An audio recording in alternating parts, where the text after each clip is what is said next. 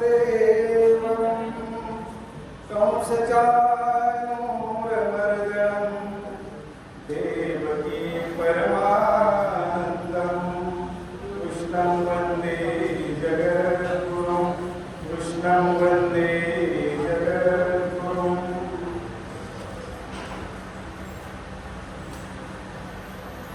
Global महानव संघ या संस्थेद्वारा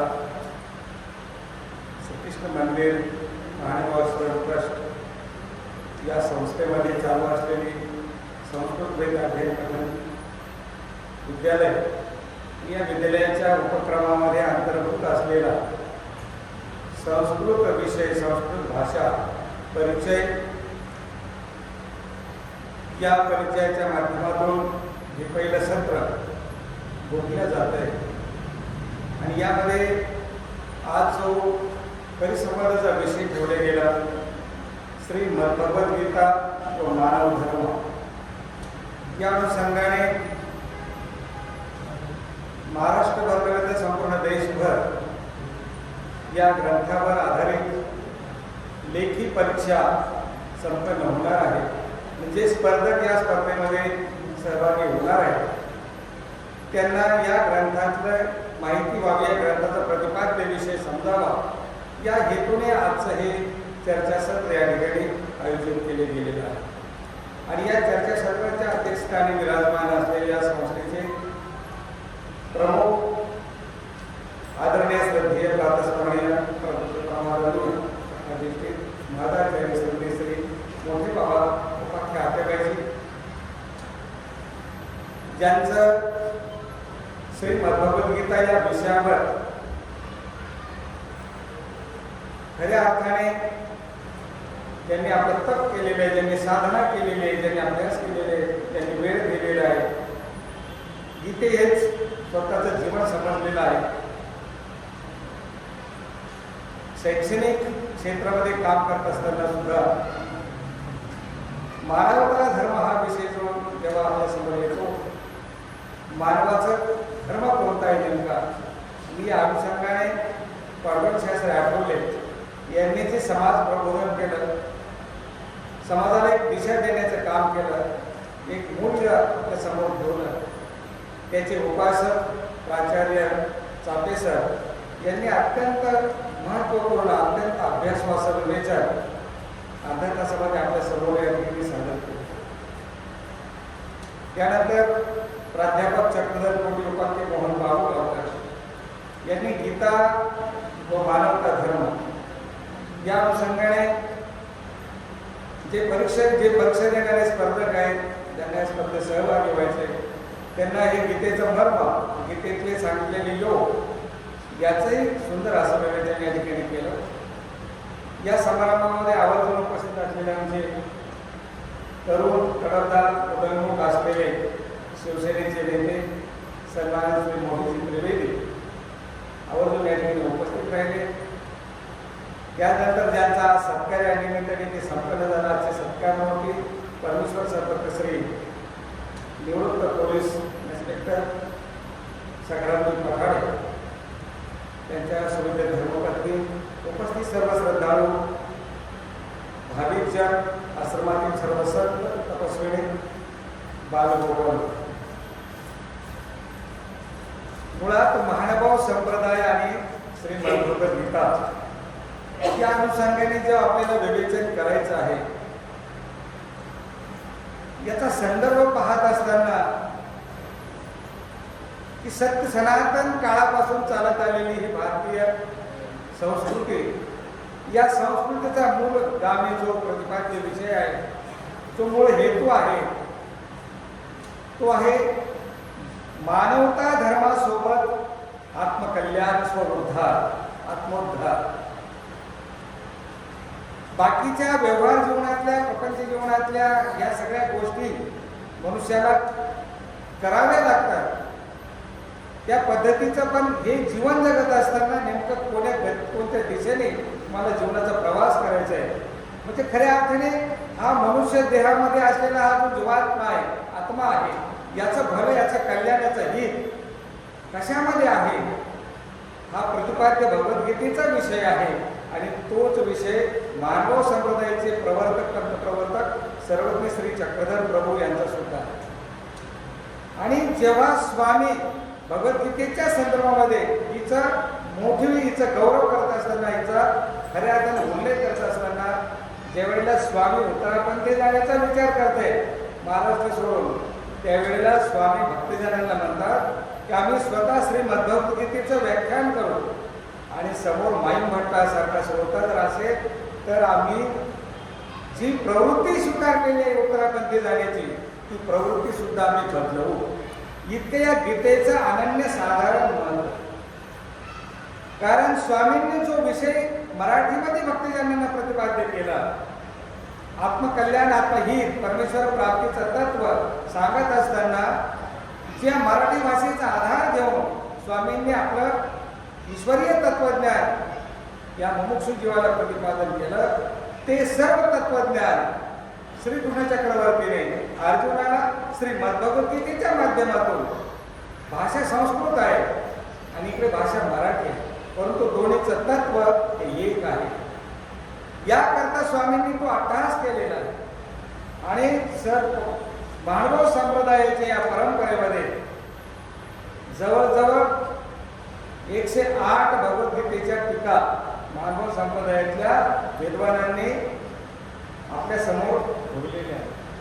गीता टीका, ज्याच्यामध्ये भिंगारकरी टीका आहे, कृष्णेंद्र तळेगावकर शास्त्री यांची टीका आहे, त्यानंतर आराध्य मुरलीधर शास्त्री यांची गीता टीका आहे.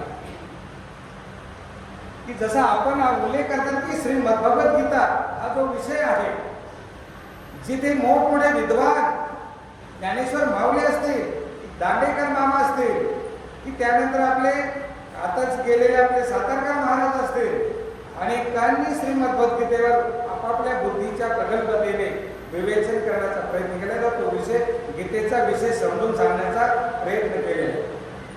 परंतु गीता हे शास्त्र, तिच्यातलं मूळ मर्म जे आहे ते खूप तसं अवगम्य आहे. वरवर पाहता गीतेचा सरळ भावार्थ करणं, गीतेच्या श्लोकाचा भावार्थाने आपण जाणं इतकं सोपं आहे, परंतु त्याच्यातला मूळ जो भाग आहे, मूळ गीतेला प्रतिपाद्य जो विषय आहे, त्याच्यातला मूळ हेतू जो आहे तो समजून घेणं अत्यंत महत्त्वाचं आहे.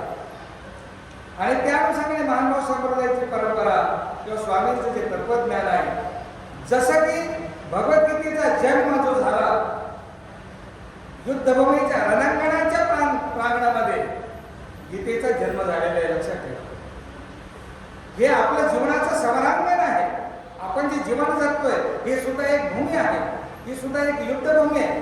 स्वतः भोवती लढणं, स्वतः समवेत, स्वतःच्या वासनावर विकारावर स्वतः नियंत्रण करणं, हे सुद्धा खऱ्या अर्थाने एक युद्धच आहे. आणि सगळ्या भौतालिक परिस्थिती वातावरणाशी सुद्धा लढणं हे सुद्धा युद्ध आहे. आणि या युद्धभूमीमध्ये आपल्याला स्वतःला टिकवून ठेवायचं आहे, आपलं अस्तित्व निश्चितपणे जागृत ठेवायचं आहे. तर इथे सुद्धा आपल्याला गीतेचाच आधार घेतल्याशिवाय आपण या वादळामध्ये, या लाटामध्ये आपण तरू शकत नाही. म्हणून गीता जरी तिथे सांगितली आणि सांगण्याचा मूळ भावार्थ जो होता, तिथे अर्जुन जसा मोहग्रस्त झाला, अर्जुनाला जसा लोभ सुटला आणि आपल्या कर्तव्यापासून तो पराभूत होतो गेला, त्यावेळेस भगवंताला त्याला पुन्हा स्वकर्तृत्वावर उभं करण्याकरता श्रीमद्भगवद्गीता निरूपण करावे लागले. इथे स्वामींचा सुद्धा विषय मानव संप्रदायाचा मूळ विषय आहे.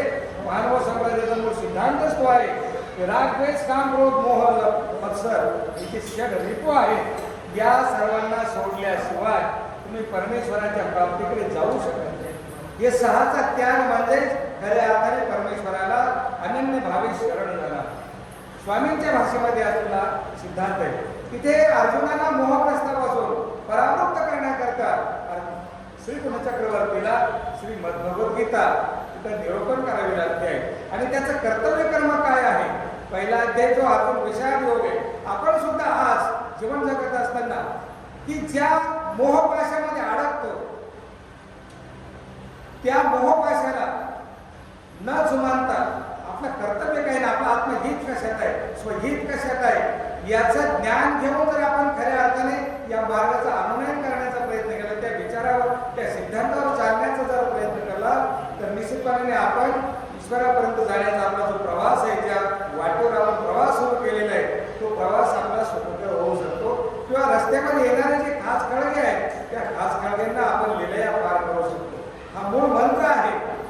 स्वामींनी मराठी सांगितलं, भगवद्गीतेने तिथे संस्कृतमध्ये सांगितला. म्हणून मानवाला तो ओंकार दादांनी जो शब्द समर्पक दिला, श्री भगवद्गीता व मानवता धर्म, गीतेने मानवता धर्म, मानव म्हणून जगण्याचा जो मर्म तुम्ही सांगितलंय त्या याच्यामध्ये, गीतेमध्ये, त्या पूर्ण योगामध्ये, तो सिद्धांत स्वामींनी ते सांगितलं की तुम्हाला सुद्धा हे जीवन जगत असताना या सर्वांपासून परावृत्त हो. तुम्हाला तुमच्या मूळ सिद्धांतावर, तुमच्या मूळ आत्महितावर, आत्मकल्याणावर चालावं लागेल. म्हणून भगवंत म्हणतात की आत्मज्ञान हे मोक्ष. सर्वज्ञ श्री चक्रधर स्वामी प्रतिपादन करत असताना की आत्मज्ञान आहे. जोपर्यंत आपल्याला आत्म स्वतःच ज्ञान होत नाही, आपण कोण आहोत, आपण काय केलं आहे, आपण कोणता उल्लेख केलाय, कोणतं कर्म केलेलं आहे, काय चूक, काय बरोबर, काय हित, काय अनहिताचं, कोणतं नव्याचं, कोणतं तोट्याचं, काय आत्मकल्याणाचं, काय आत्मतोट्याचं, जोपर्यंत स्वतः आपण याचा बोध घेणार नाही, याचं ज्ञान आपल्याला होणार नाही, तोपर्यंत आपण या सर्व कर्मपाशाच्या जोखडातून आपण मुक्त होऊ शकणार नाही. म्हणून तिथे स्वामींना सांगावं लागले की आत्मज्ञान आहे मोक्ष. म्हणजे आपण जे जे करत आलोय, आपण बहुनेने जन्माने काय वेद की जसं अर्जुनाला प्रश्न पडला, भगवंतांनी चौथ्या अध्यायामध्ये उत्तर दिले की बाबा तुझा माझा जन्म एकदा झालेला नाही, आपण एकदाच इथे आलेलो नाहीये, तुझे मोहग्रस्त म्हणून मी सगळं सांगतोय मला, हे एकदाच झालेलं नाहीये, हे अनेक जन्माचं हे परिवर्तन आहे. अनेक जन्मात आपण फिरतोय, अनेक युग, अनेक प्रत्येक युगाला तू जन्माला मी सुद्धा अवतार धारण केले. परंतु नेमकं काय करायचंय आणि कोणत्या मार्गाने जायचंय, त्यासाठीच जे ज्ञान आहे ते ज्ञान आपल्याला इथे घ्यायचंय. आणि मानव संप्रदायाचा मूळ तत्वज्ञानाचा सिद्धांत तोच आहे की अनेक जन्मामध्ये आपण फिरत आलो, कर्म करत आलोय, अनेक जन्म आपले झालेले आहेत. आता इथे कुठेतरी मार्ग सापडलेला आहे, कुठेतरी पूर्वसंचिकाप्रमाणे.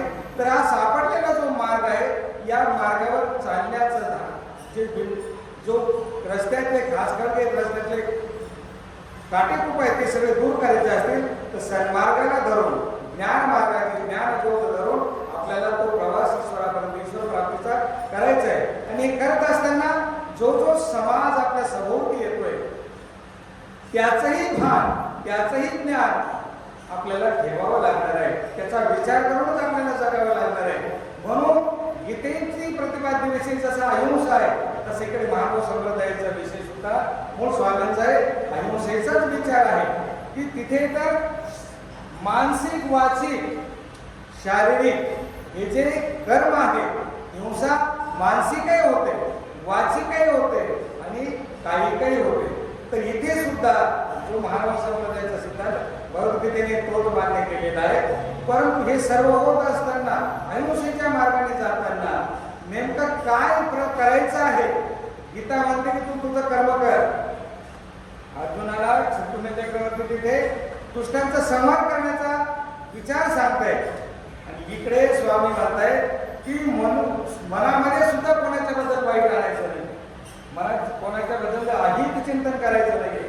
हा विचार एकीकडे परोपकाराच्या अहिंसेचा आहे आणि एकीकडे स्वकर्माचा आहे. स्वकर्मी निधनम श्रेय परधर्म भयावह, की स्वकर्मामध्ये निहित राहून जे काही परधर्माचे आपण नंतर स्वीकारलेले धर्म आहेत, त्या धर्मापासून परावृत्त हो. जे तुझा कर्तव्य कर्माचा जो धर्म आहे, विहित धर्म आहे, की सन्मार्गावर चाललं, सद्विचारावर चाललं, सदाचारावर चाललं आणि मनुष्याला तुझ्यापासून सुखावह होणं, आनंद मिळणं, त्याला शाश्वती मिळणं, हा जो विषय आहे त्या विषयावर व्रत राहून आपल्या आत्मोद्धारासोबतच दुसऱ्याचाही उद्धार करणं, दुसऱ्यालाही आधारभूत होणं, हा मूळ मंत्र भगवद्गीतेचा तो सिद्धांत स्वामींनी येथे सांगितलं. मानव संप्रदायाची विचारधारा आहे. कारण स्वामींचं चरित्र जेव्हा आपण पाहतो की जेव्हा सालबर्णीच्या पर्वतामध्ये सशाच्या मागे लागलेले पारधी आणि त्याची शिकार करण्याकरता धावत मागे कुत्रे, तिथे ती हिंसेचा विषय आला. स्वामींनी त्या ठिकाणी सांगितलं, मला जो शरण आला त्याला अजिबात मरण नाही. गीता ते सांगते की जो मला अनन्य भावाने शरण आला त्याला कोणत्याही पद्धतीचं कुठलंही मरण राहणार नाही, त्याचा सगळा योगक्षेम मी चालवणार आहे. अनन्यास चिंतयन्तो मामेन नापरुपासते तेषां नित्याभियुक्तानां योगक्षेम वाहम्यम. मानव संप्रदायाची विचारधारा स्वामींची आणि भगवद्गीतेची विचारधारा जवळजवळ एकच आहे. जे गीतेला सांगायचे ते स्वामींना सांगायचं आहे. आणि ही चक्र जे चालू आहे पुनरावृत्तीचं महत्वाचा विषय आहे. पुनरावृत्तीचं जे चक्र आहे जन्म मृत्यूचे चक्र जे चालू आहे, जातशी ध्रुव मृत्यू ध्रुव जन्म मृतशी च तस्मात् पर्यायते नपुंसोचित मनसी. जो जन्माला आला त्याचा मृत्यू आठवला आहे, मृत्यू आठवला आहे पुन्हा जन्म आठवला आहे. या चक्रातून जर सुटायचं जर असेल तर भगवद्गीते आठव्या अध्यायामध्ये अब्रह्मभवान लोका पुनरावर्तीन अर्जुन मावपेक्षे तो कोणते पुनर्जन्म न घेतले. इथं आमचे स्वामी म्हणतात थांबा एक शरण आल्या काही मरण. जो मला शरण आला अनन्य भावाने, ज्याने माझ्यावर श्रद्धा ठेवले आणि जो अनन्य भावाने माझं चिंतन मरण करतो, माझं स्मरण करतो, त्याला कोण्याचा अर्थाचं मरण नाही आणि त्याला पुनर्जन्मही नाही.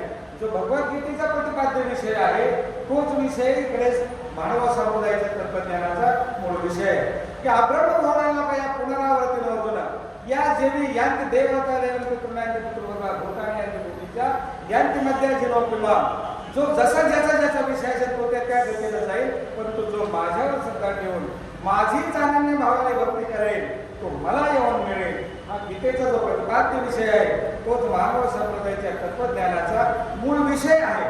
जो जिकडे जाईल तो त्याची गती त्याला प्राप्त होईल. परंतु जो परमेश्वराला अनन्य भावाने शरण जाईल त्याला परमेश्वराची प्राप्ती होईल. हा मानव संप्रदायाचा मूळ सिद्धांत आहे.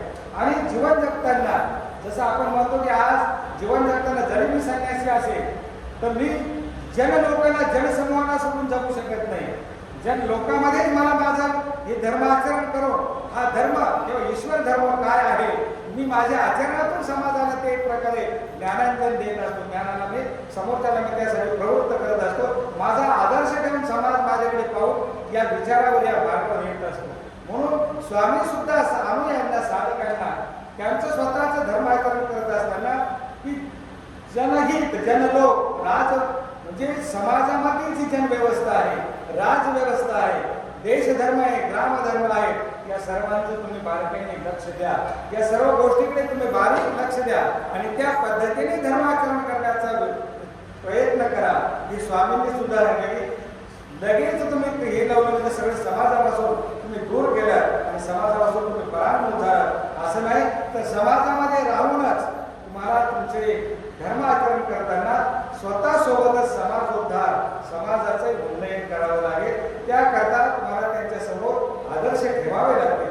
समाजाला जे लोक जनलोक इकडे तिकडे अज्ञानाने किंवा अन्यथा ज्ञानाने चाचपडत आहे, कर्मकांडात गुंतलेले त्यांना सज्ञान करणं, त्यांना ज्ञानदृष्टी देणं आणि ज्ञान मार्ग दाखवून त्यांना सन्मार्गावर आणणं, या मार्गेश्वर मार्गावर लावणं, सदाचारावर लावणं हे कर्तव्य प्रत्येक अनुयायाचं आहे. ही मानव संप्रदायाची मूळ विचारधारा आहे आणि ते स्वामींनी प्रत्येक साधकाला ती आज्ञा केलेली आहे. आता इथे गीतेचा दुसरा जो अध्याय आहे सांख्ययोग, इथे कर्मयोगाचा मूळ सिद्धांत भगवद्गीतेमध्ये प्रतिपादित केला की कर्मने वाधिकार असते माफलेशु कदाचन. की कर्म करणं हा जीवाचा स्थायी स्वभाव आहे. जीव एक क्षण आहे. देव सुद्धा माझा की प्रत्येक क्षणाला जीव कोणी रिकामा राहू शकत नाही. प्रत्येक क्षणाला जीव हा कर्म करत असतो. ते मानसिक असेल, वाचिक असेल, कायिक असेल, परंतु झोपेत सुद्धा जीव कर्म केल्याशिवाय राहत नाही. पण कर्म करायचे तर मग नेमकं कोणतं कर्म करायचे? जे कर्म करतो ते फळाची अपेक्षा ठेवायची की नाही ठेवायची, हा जसा गीतेचा विषय आहे की कुठलाही आसक्ती न ठेवता आपलं कर्तव्य कर्म म्हणून आपण जीवाने कर्म केलं पाहिजे. तोच मानव संप्रदायाचा सिद्धांत आहे. तुम्ही तुमच्या सिद्धांतावर ठाम राहा, तुम्ही तुमच्या विचारावर ठाम राहा, तुम्ही समाजासाठी करत राहा, देत राहा, करत राहा, कुठेही कुठल्याही याची अपेक्षा न ठेवता. म्हणून अहेतुक शब्द वापरलेले स्वामींनी. मुळात प्रत्येक गोष्ट करताना अहेतुक म्हणजे कुठलाही हेतू न ठेवता निर्हेतुकपणाने तुम्ही कर्तव्य कर्म करा. तुम्हाला निश्चितपणाने त्याद्वारा ईश्वरापर्यंत जाता येईल, तुमचा आत्मोद्धार होईल. हा गीतेचा जो प्रतिपाद्य विषय तोच आमच्या स्वामींचा प्रतिपाद्याचा विषय आहे. त्याचबरोबर जो सत्य सनातन नित्य आहे, भगवद्गीतेत दुसऱ्या अध्यायात सांगितलेलं आहे की जीव हा अविनाशी आहे. जीवाला मृत्यू नाही. जीव फक्त योन्या बदलतो, फक्त देह बदलत असतो. हाही विषय भगवद्गीतेने. कारण समाज खूप अज्ञान आहे अजूनही. मृत्यू म्हणल्यानंतर असं वाटतं की सगळंच गेलं, सगळं संपलं. तसं नाही. तर आत्मा हा अविनाशी आहे, फक्त शरीरच गेलेलं आहे. हे शरीर भाड्याचं आहे. हे शरीर फक्त सोडतो आपण. आत्मा हा अविनाशी, तो दुसऱ्या योनीमध्ये प्रवेश करत असतो. दुसऱ्या योनीमध्ये प्रवेश करत असतो. हाही भगवद्गीतेचं सांगयोग सांगताना शिकवून चक्रवर्तीने याचं विवेचन केलं. वासांची जर नाम येणारी आहे की जसे जीर्णावस्था सोडतो नवीन वस्त्र परिधान करतो, तसा आत्मा नवीन देह नवीन योनी परिधान करतो. आपले भारतीय संस्कृतीचे सिद्धांत आता तुम्ही बोलले गेलं 84 लक्ष योन्या. तर जीव आपापल्या कर्माप्रमाणे त्या योनीला जात असतो. या योन्या चुकवणं, ह्या योन्या वाचवणं, याकरताच भगवद्गीतेचा जन्म आहे. आणि याकरता स्वामींनी आपलं तत्वज्ञान प्रतिपादन केलेले की या 84 लक्ष योनीतून जीवाला सुटायचं आहे. या सुटण्यासाठी अनन्य भक्तीचा जो भाव आहे, भगवद्गीतेचा जो 12वा अध्याय भक्तियोग, तिथे जे 20 श्लोकामध्ये श्रीकृष्ण चक्रवर्तीने भक्ताची लक्षणं सांगताना जे काही प्रतिपाद्य केलेलं आहे, अद्वेष्टा सर्व भूताना मैत्र करुणा एवच. अरे समाजाबद्दल कोणाच्याही मनाबद्दल, कोणाही बद्दल तुमच्या मनामध्ये चारी खांडले जार काढले असले, कोणत्याही जीवमात्राबद्दल तुमच्या मनामध्ये एक किंचितही वाईट वासना निर्माण होता कामा नये, वाईट भाव निर्माण होता कामा नये. त्यांच्या मानसिक सुद्धा हिंसा आपल्याकडून घडू नये, इतका पराकोटीचा उल्लेख भगवद्गीतेने केला. तोच उल्लेख आमच्या इकडे स्वामींनी आपल्या मराठी भाषेमधून केले.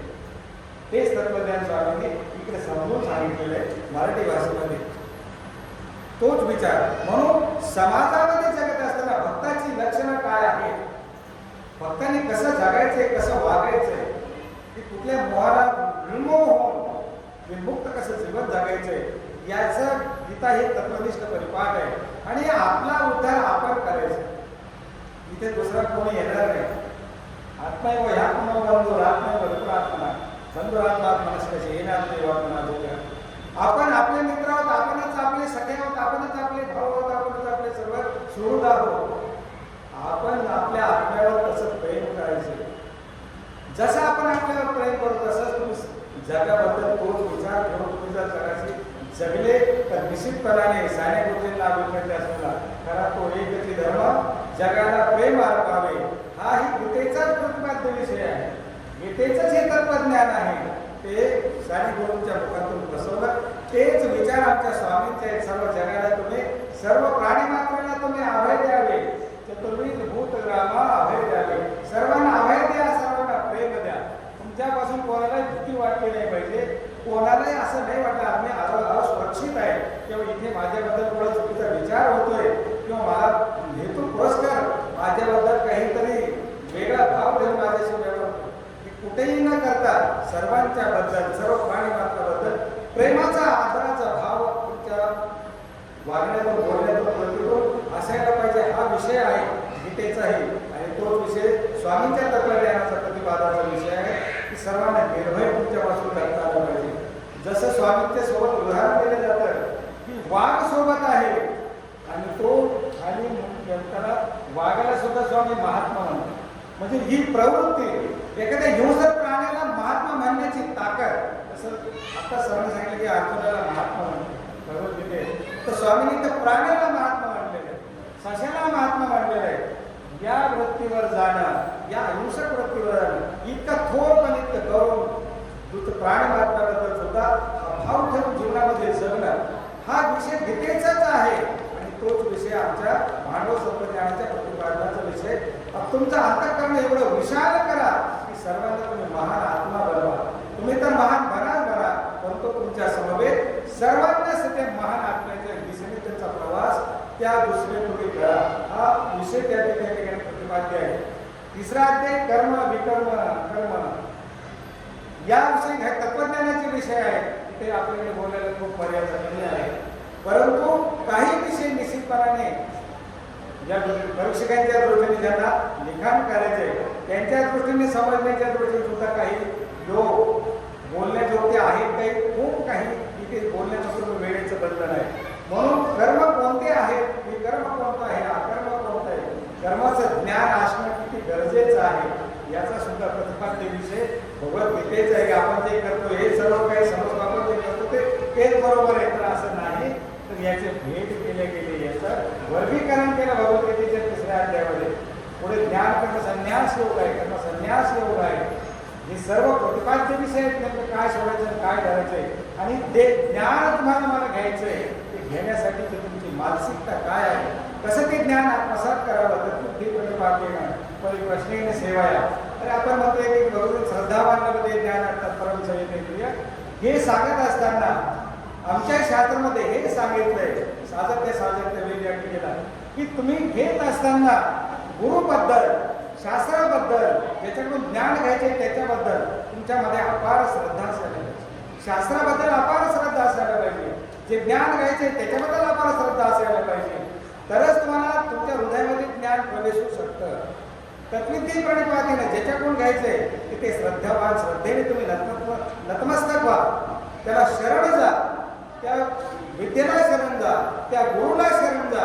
त्याच्याशिवाय तुम्ही कोण्या अर्थाने डिग्र्या पदव्या प्राप्त करू शकता, सरांनी सांगितलं, परंतु त्याच्यातलं मूळ मर्म तुम्हाला समजलेलं असेल असं नाही. ते समजण्याकरता त्या श्रद्धायुक्त भावाने तुम्हाला जावं लागेल, तरच तुम्हाला ते ज्ञान उपयोगी पडेल. जसं युद्धभूमीवर कर्णाला ज्ञान उपयोगी पडले नाही, कारण तिथे भाव वेगळा आहे. तिथे भाव वेगळा आहे आणि एकलव्याचा भाव वेगळा आहे. तिथे श्रद्धायुक्त त्याने पुतळ्याला समोर ठेवून धनुर्विद्या आत्मसात केली आणि ती त्याला प्राप्त झाली. तिथे समोर असूनही परशुरामाकडून कर्णाला विद्या प्राप्त झाली नाही, कारण तफावत आहे. श्रद्धेचा भाग, विचाराचा बाबतीत तफावत. म्हणून शास्त्र घेत असताना, ज्ञान घेत असताना तितकीच निष्ठा, तितकंच प्रेम त्या शास्त्रावर, त्या गुरुवर आपला असायला पाहिजे. आणि श्रद्धेने सरेंडर होऊन, सेवा दास्य करून आपण ती विद्या आत्मसात केली पाहिजे. हा भगवद्गीतेचा प्रतिपाद्य विषय. लक्षात ठेवा, जीवन जगताना या सगळ्या गोष्टी खूप महत्वाच्या आहेत. श्रद्धे विरहित जे काही आपण करू त्या कोणत्याच गोष्टीला मूल्य प्राप्त होणार नाही, ते आपल्या जीवनामध्ये उपयोगी पडणार नाही. जरी ज्ञान असेल तरी ते तुमच्या जीवनामध्ये तुम्हाला फलदायी होणार नाही. ते असू नये, तर ते श्रद्धेचा भाग आहे. एक मंत्र शिकण्यासाठी अर्जुनाने जी पराकाष्ठा केली, त्या लाकूडतोड्याच्या घरी रात्रंदिवस पहाटे जाऊन सेवा केली आणि तो मंत्र अवगत केला, तोच मंत्र द्रौपदी स्वयंवराच्या वेळेला अर्जुनाला उपयोगी पडला. त्या मंत्राची ती ताकद आहे. परंतु ते घेत असताना तेवढी तपस्या त्याने केलेली. म्हणून त्या तपाने, त्या बळाने जर तुम्ही ज्ञान आत्मसात केलं तर निश्चितपणाने जीवनामध्ये तुम्हाला सुद्धा ते ज्ञान, हा भवसंसार, भवसागर तरुण जाण्यासाठी निश्चितपणाने उपयोगी पडेल. हा विषय गीतेचा आहे, तो विषय आमच्या तत्वज्ञानाचा आहे की तुम्ही गुरुकडून ज्ञान घेत असताना अत्यंत श्रद्धेने, आमच्या देवाने सांगितलं की जो निमित्त आहे, निमित्ताचे उपकार, निमित्त बांधले शेवटपर्यंत, त्या निमित्ताचे उपकार मनुष्याने आयुष्याच्या शेवटच्या क्षणापर्यंत मानले पाहिजे. जो गुण ज्याच्याकडून आपण शिकलो, जो गुण ज्याच्याकडून आपल्याला प्राप्त झाला, त्याच्याबद्दलचा आदरभाव, त्याच्याबद्दलची श्रद्धा आपल्या अंतःकरणामध्ये शेवटपर्यंत असायला पाहिजे. आपल्या श्रद्धेमध्ये बदल होता कामा नये. उद्या जर आपलं त्याच्यासोबत पटत नाही, वैचारिक मतभेद होता, तर आपली श्रद्धा सुद्धा संपून जाते त्या व्यक्तीबद्दलची, त्या व्यक्तीबद्दलचा आदरभाव संपतो. तर हे शास्त्राला प्रमाण नाही. ज्याच्याकडून जो कोण शिकला, जे तुम्हाला जीवनामध्ये जे मिळाले, तो शेवटपर्यंत उपकार तुम्ही शेवटपर्यंत आठवलं पाहिजे. मगाशी सांगितलं जात होतं की कृतज्ञ आणि कृतज्ञ हे दोन जे शब्द वापरसंघामध्ये वापरले जातात, की त्याची काय फलश्रुती आहे. की कृतज्ञ असणे किती महत्वाचं आहे, कृतज्ञ होणं किती महत्वाचं आहे. एक सुंदर उदाहरण दिले गेले त्यासाठी. एका राजाकडे त्याचं शेवट प्रधान आहे, त्याचं राज्य फुलवण्यासाठी त्यांनी अपार मेहनत केली. राजाला चांगले सल्ले देत गेला, आपलं राज्य भरभराट कसं होईल, प्रजेला न्याय कसा देईल, जनता सुखी कशी ठेवता येईल, आपल्या राज्याचं उन्नयन कसं करता येईल, यासाठी अहोरात्र त्या प्रधानाने त्या राजाला मदत केली. त्याचा राजा पुन्हा त्याचं गाव गौरव निर्माण केला. एक छोटीशी चूक घडली त्या प्रधानाकडून आणि राजाने त्याला निर्दंडाची शिक्षा दिली. परंतु त्याच्या अगोदरचा प्रसंग असा होता की राजा आणि प्रधान अरण्यामध्ये फिरायला गेलेले आणि जंगलामध्ये एका जागी नाट झोडपामध्ये कुठतरी कन्याचा आवाज येत होता आणि त्या ठिकाणी जाऊन पाहतात तर एक सिंह त्याच्या पायामध्ये काटा रोचलेला आहे आणि तो त्या वेदनेने विवळतो आहे. सिंह तो प्रधान त्या ठिकाणी गेला आणि त्याने त्या सिंहाच्या पायामध्ये जो काटा रोचलेला होता तो काटा बाहेर काढला आणि तो सिंह नंतर अरण्यामध्ये निघून गेला. आणि कालखंडाने नंतर ही चूक झाल्यानंतर राजाने त्याला देशदंडाची शिक्षा सुनावली. हे 4-5 सिंह असे मदमस्त त्यांना पकडून आणलं आणि महिनाभर उपाशी ठेवलं त्या सिंहांना आणि त्याच्या गुहेच्या याच्यामध्ये त्या प्रधानाला लोटल्या गेले. त्या पिंजऱ्यामध्ये जे महिनाभर उपाशी सिंह आहेत त्या पिंजऱ्यामध्ये त्या प्रधानाला लोटले गेले की ते सिंह 1-2 मिनिटं त्याचा चक्का करते. पण जेव्हा सिंहाने त्या प्रधानाला पाहिलं, तो सिंह प्रधानाचा वळाला आणि त्या प्रधानाचे पाय छाटू लागले. राजा आणि सर्वजण आश्चर्यचकित पाहू लागले काय म्हणतो.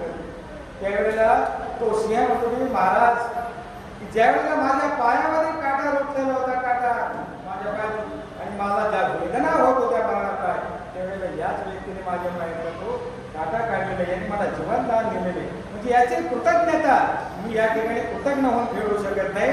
तर याने केलेले जे उपकार आहे, कृतज्ञतेचा भाव, या कृतज्ञतेचेच मी फेडू शकतो. म्हणून कृतज्ञता आणि कृतज्ञता हा जो काही परिपाठ आहे, हा सुद्धा धर्मग्रंथाचा मूळ हेतू आहे की शेवटपर्यंत कृतज्ञ राहणं, तेही कृतज्ञ न होणं. की जे आहे सत्य आहे, जीवनाला पोषक आहे, त्या गोष्टीबद्दल आपण गुरुप्रती, समाजाप्रती ज्याच्याकडून जो गुण मिळाला, जे चांगलं पण मिळालं, तिथे आपण सतत कृतज्ञ राहिलो पाहिजे.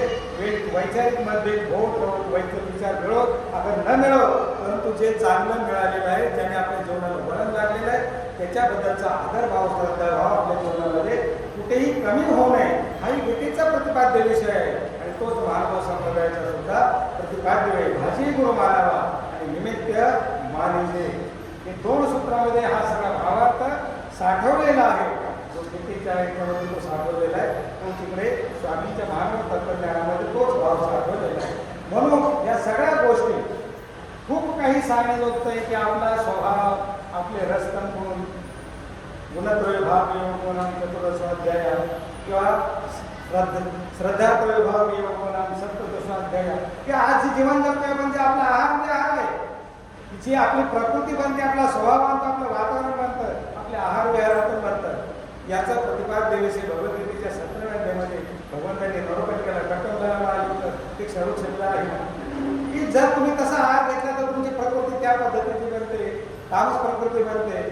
खारट आहार घेतला तर तुमची प्रकृती राजस बनते. सात्विक आहार घेतला तर रस्सा स्निग्धासीन आहार सात्विक क्रिया, तुमची प्रकृती सात्विक बनते. जीवन जगण्याचा जो मानवता धर्म म्हटला की आज आपण आपली मानवता म्हणून जगायचं जर असेल तर भगवद्गीतेकडे पाहावं लागेल, त्या श्लोकाकडे आपल्याला कटाक्षाने पाहावं लागेल की गीतेने आपल्याला सांगितलंय काय वागायला सांगितलंय, कसं राहायला सांगितलंय आणि कुठे कसं वागावं. याचं मोठेवंत उदाहरण गीता आहे. प्रत्येक पावलावर प्रत्येक क्षणाक्षणाला तुमच्या डोळ्यामध्ये तुम्हाला चुकलेल्या रस्त्यापासून पुन्हा सन्मार्गावर आणण्यासाठी गीता ही तुम्हाला उपयोगी आहे.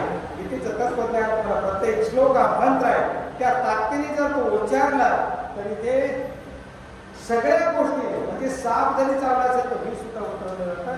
इतकं सामर्थ्य त्या मंत्रामध्ये, त्या श्लोकामध्ये आहे भगवद्गीतेच्या. फक्त तो श्रद्धेने त्या उच्चारलं गेलं पाहिजे. ही त्या याच्यामध्ये प्रतिपाद्य विषय आहे की या सर्व गोष्टी होत असताना म्हणून हा विषय खूप व्यापक आहे. हा विषय गीतेचा विषय खूप व्यापक आहे. तिथे 2 तास 4 तास 5 तास जरी प्रवचनाला एक अध्याय असं सर म्हटले, एक योग म्हणजे एक प्रवचन आहे.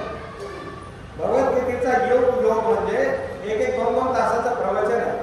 परंतु आपल्याला हे सगळं 3 तासामध्ये बसवायचं होतं. म्हणून इथे संयोजकांनी इतक्या विद्वान लोकांना ज्या ठिकाणी पाचारण केलं, त्यांच्या मुखाबंधातून 30 मिनिटात 35 मिनिटामध्ये हा विषय समजून सांगण्यासाठीचा आम्हाला संधी त्या या ठिकाणी दिली गेली. त्या संधीचं सोनं करण्याचा आम्ही आमच्याकडे प्रयत्न केलेला आहे. तुमच्यासाठी जे ऑनलाईन ऐकणारे श्रोते त्यांच्यासाठी, परंतु हा व्यापक विषय आहे, खूप विस्तृत विषय आहे, हा सागर आहे. जितक्या खोल आपण त्याच्यामध्ये बुडी मारण्याचा प्रयत्न करू तसतसे रत्न बाहेर येण्याचा त्याच्यामध्ये रत्नाकर आहे. जसं समुद्र रत्नाकर आहे तसं गीता हे रत्नाचं माहेरघर आहे, शास्त्र हे माहेरघर आहे. जितक्या खोल जाऊ आपण तितके रत्न सापडतील. आपण निश्चितपणाने ते रत्न घेऊन आपला आत्मकल्याण, आपला आत्मोद्धार करण्याचा प्रयत्न जरूर करावा अशी या निमित्ताने आपल्या सर्वांना मी आग्रह करतो.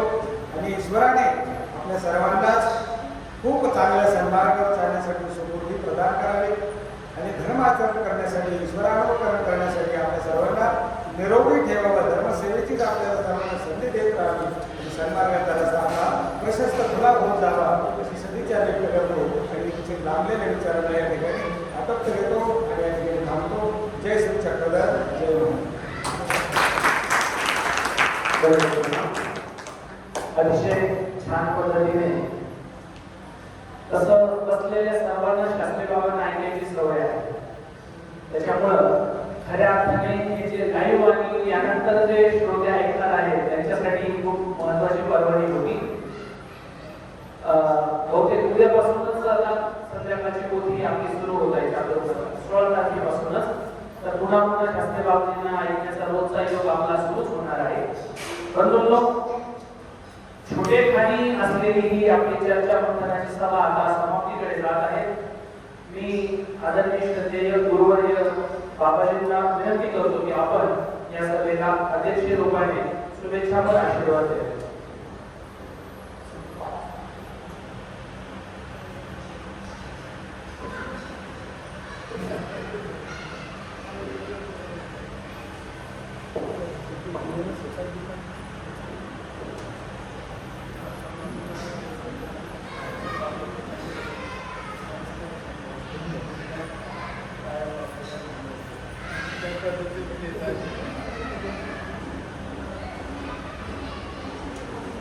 आज आपण श्रीमद भागवत गीता आणि महाभारत या पुस्तकाचं जे विश्लेषण करण्याकरता सभा ठेवली होती.